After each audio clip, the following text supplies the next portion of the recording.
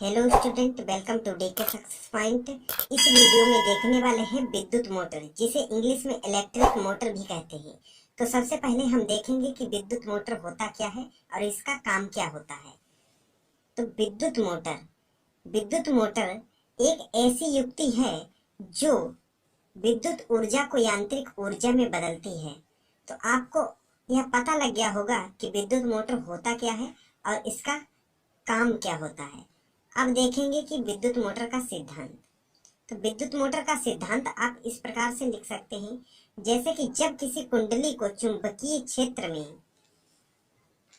रखकर उसमें धारा प्रवाहित की जाती है तो कुंडली पर एक बलयुग्म कार्य करने लगता है, जो कुंडली को उसकी अक्ष पर घुमाने का प्रयास करता है। यदि कुंडली अपनी अक्ष पर घूमने के लिए स्वतंत्र हो तो वह घूमने लगती है।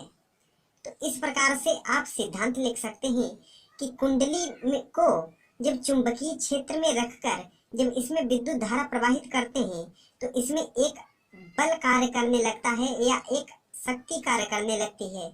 और यदि जो कुंडली है वो अपनी अक्ष पर या अपनी जगह पर स्वतंत्र है घूमने के लिए तो वह घूमने लगती है। अब इसके साथ ही चित्र देख लेते हैं विद्युत मोटर का। इस प्रकार से आप अपने एग्जाम में विद्युत मोटर का चित्र बना सकते हैं।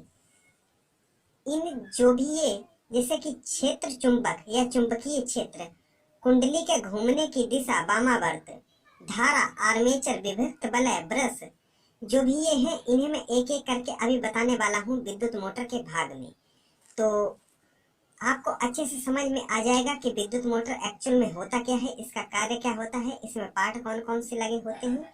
और यदि आप इसी प्रकार से अपने एग्जाम में लिखते हैं तो आपको पूरे में पूरे नंबर मिलने से कोई नहीं रोक सकता। और यह क्वेश्चन लॉन्ग टाइप क्वेश्चन में आता है हाई स्कूल और इंटर दोनों ही एग्जामों में।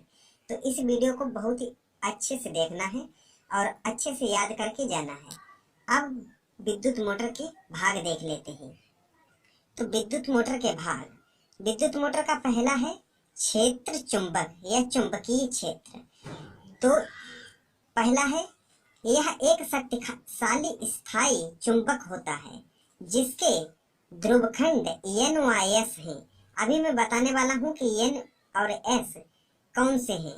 इस चुंबक के ध्रुवों के बीच उत्पन्न चुंबकीय क्षेत्र में आर्मेचर कुंडली घूमती है, अर्थात N और S ध्रुवों के बीच में आर्मेचर कुंडली घूमती है।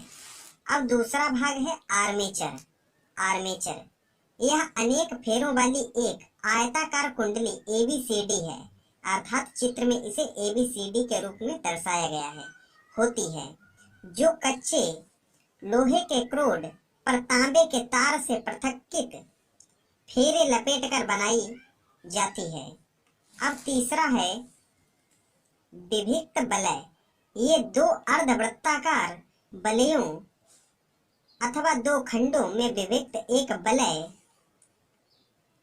के रूप में होते हैं। आर्मेचर की कुंडली के सिरे इन दो